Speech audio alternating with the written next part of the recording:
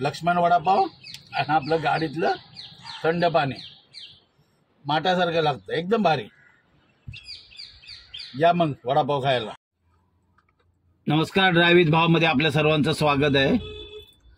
गारुडिया नगर मधलं ना सर्वात फेमस वडापावचं दुकान तुम्हाला दाखवतो.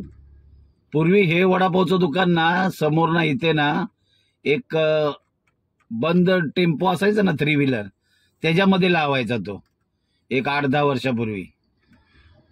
पण ते इतकं फेमस होता ना, लक्ष्मण म्हणून खूप फेमस होता. जैन वडापाव वगैरे मिळतात. आता त्यानं भलं मोठं शॉप घेऊन ना तिथं त्यांनी हॉटेल चालू केलंय.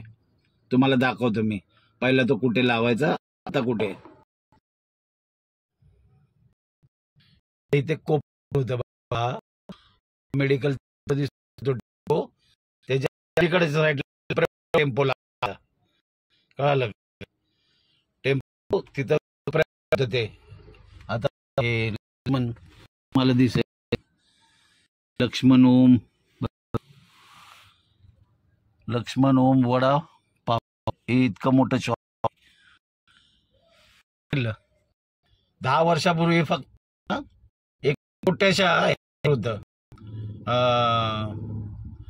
3 व्हीलर टेम्पो. आता इतकं मोठं दुकान केलं. 2 गाळे एक केले, मस्त सेंटरच बनवले त्यांनी. म्हणजे छोटेखानी हॉटेलच बनवलंय. मग खूप चालतं संध्याकाळी. पहिलं फक्त संध्या टेम्पोवर असायचं ना तर 4 नंतर लागतं, पण आता हे दिवसभर चालू केलेलं आहे. ते सकाळपासून संध्याकाळपर्यंत. संध्याकाळी तर इतकी गर्दी होते ना, भरपूर गर्दी होते. आणि गारुडिया नगर घाटकोपर ईस्ट मधलं सर्वात फेमस दुकान आहे वडापावचं.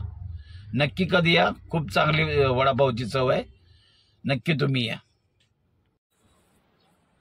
मी आत्ताच दाखवलं होतं ना लक्ष्मण वडापाव. हे बोललं ना, मॅडम आमची कुठे जरी गेली, मॅडमची मुलं जरी गेले ना तरी वडापाव काही पण असू द्या घेतात आपल्यासाठी. पण बघा हे वडापाव 2 घेतले, कुठे पण गेले ना घेतात. हा असा वडापाव आहे, मस्त पैकी गरमागरम आहे. हे बघा, बघितलं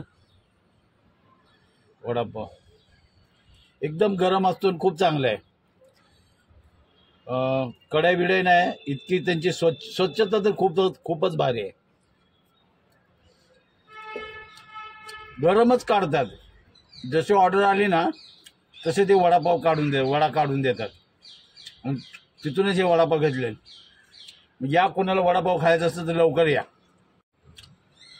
गाडीमधला हा इकडचा आपला हा आजचा शेवटचा व्हिडिओ आहे. नंतर आपण भेटू 1-2 तारखेला एप्रिलच्या. 10 दिवस सुट्टी आहे आपल्याला, आराम करू.